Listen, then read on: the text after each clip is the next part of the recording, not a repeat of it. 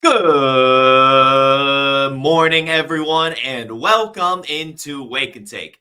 It's your boy Jason, and we have some football to talk about today. We've got all sorts of news stories that have come out over the weekend that I have not had the chance to break down yet, as yesterday we did a nice Senior Bowl episode. So if you haven't checked that out, go check out yesterday's Senior Bowl recap. But today we're breaking down some of the recent news as usual. So go ahead, take out your coffee, sit back, relax, and enjoy the show.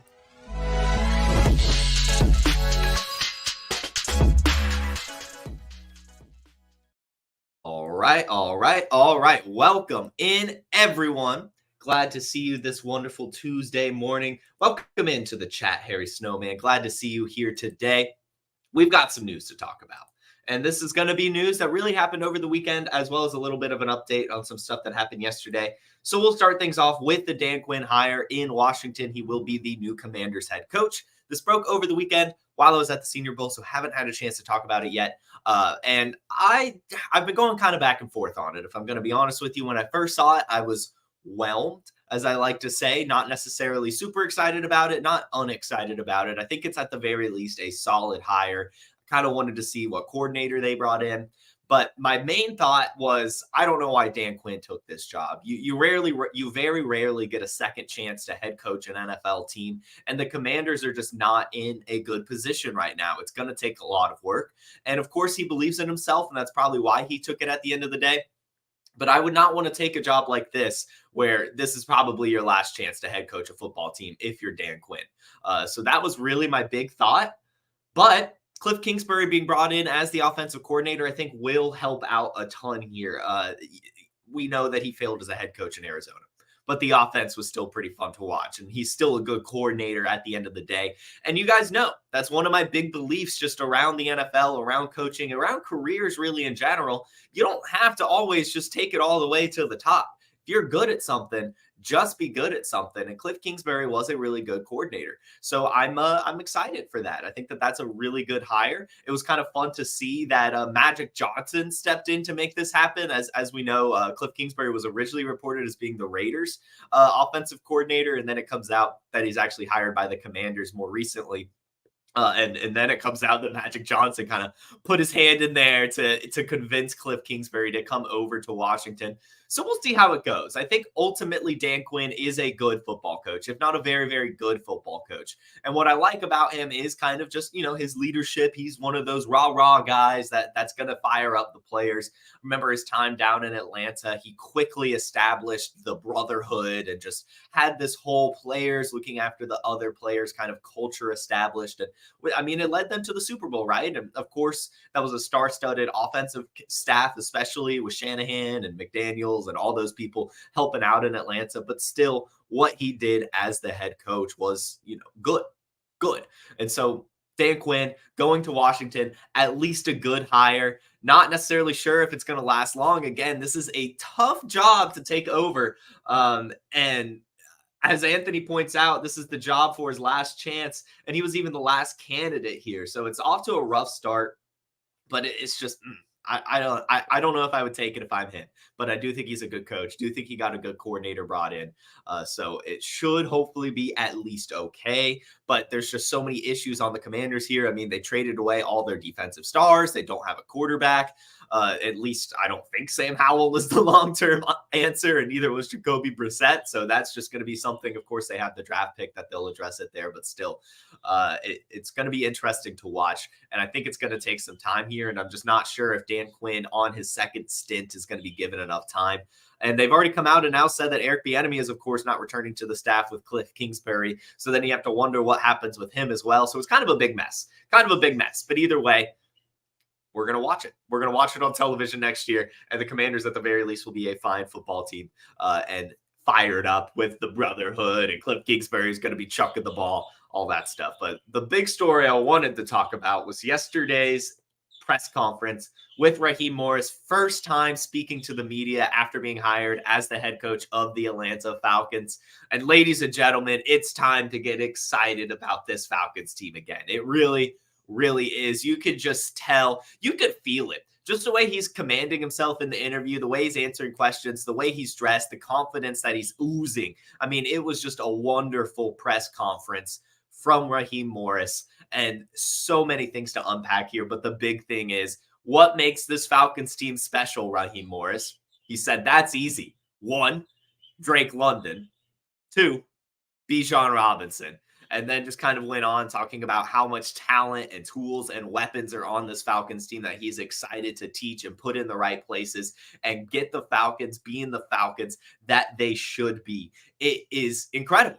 It's just incredible to hear a competent head coach again in Atlanta with those weapons. He goes on to say just how comfortable he feels. It feels like coming home. It's the greatest feeling in the world. I mean, you could just tell that Raheem Morris is fired up to coach this Atlanta Falcons team, and you can tell it's going to be a success story. I know when it was announced that, kind of like Dan Quinn, I just said I was whelmed. I think it's a good hire. I want to see the coordinator, yada, yada, yada.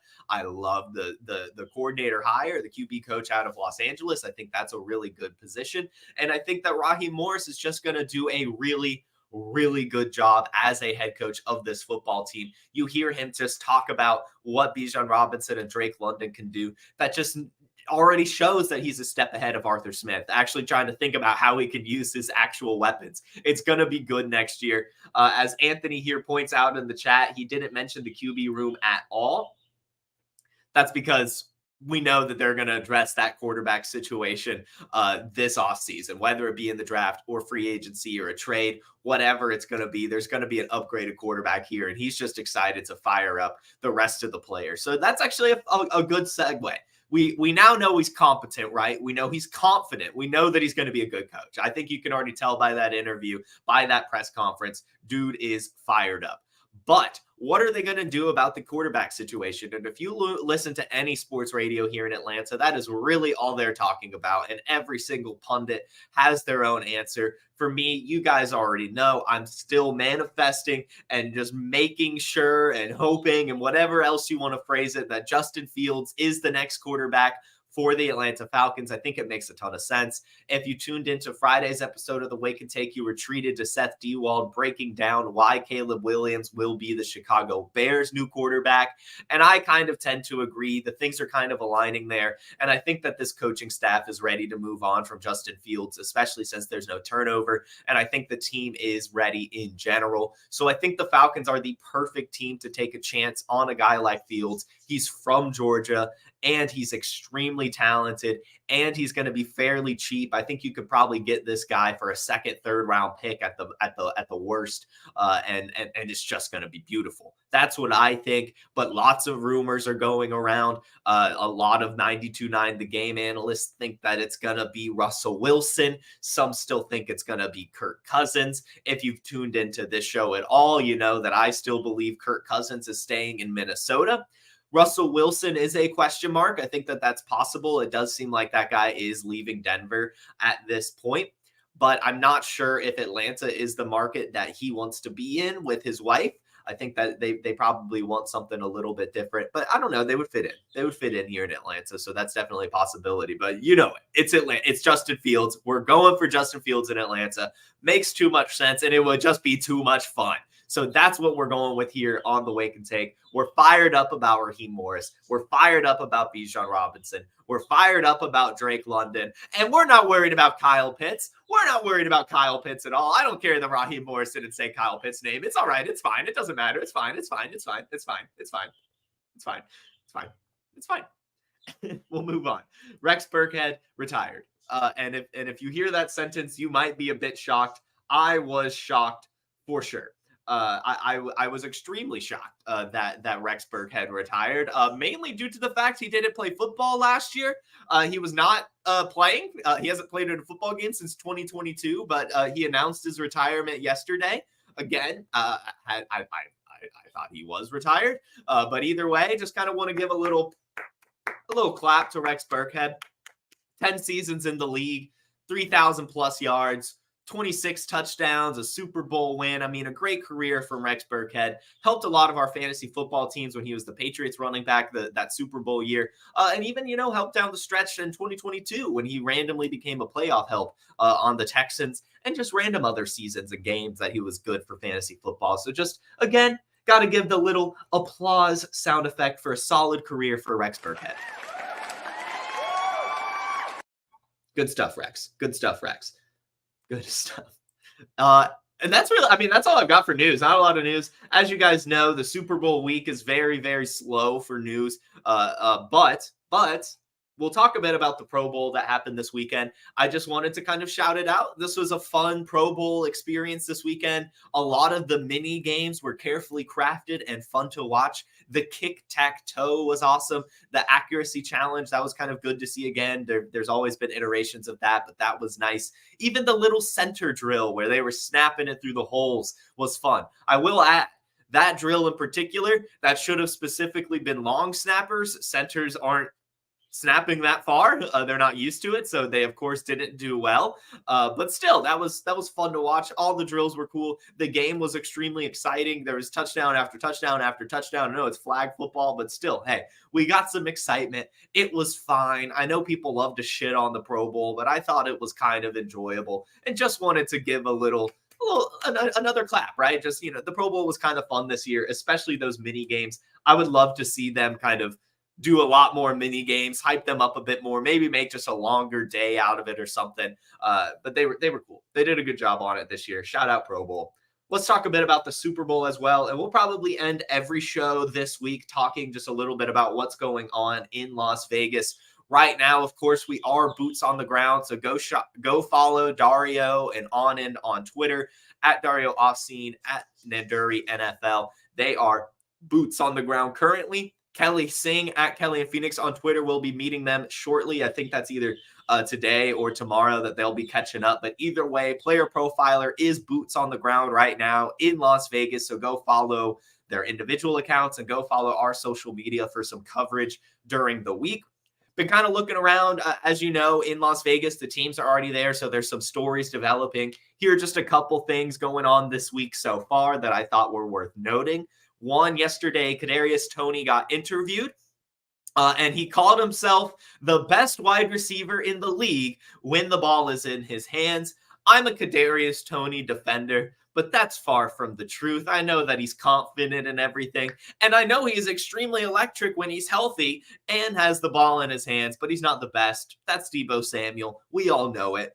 Just kind of interesting to hear him say that. I thought you guys would get a kick out of him calling himself the best wide receiver in the league with the ball in his hands. I still love Kadarius Toney. I just, his rookie season, I just got enveloped in him. I like it.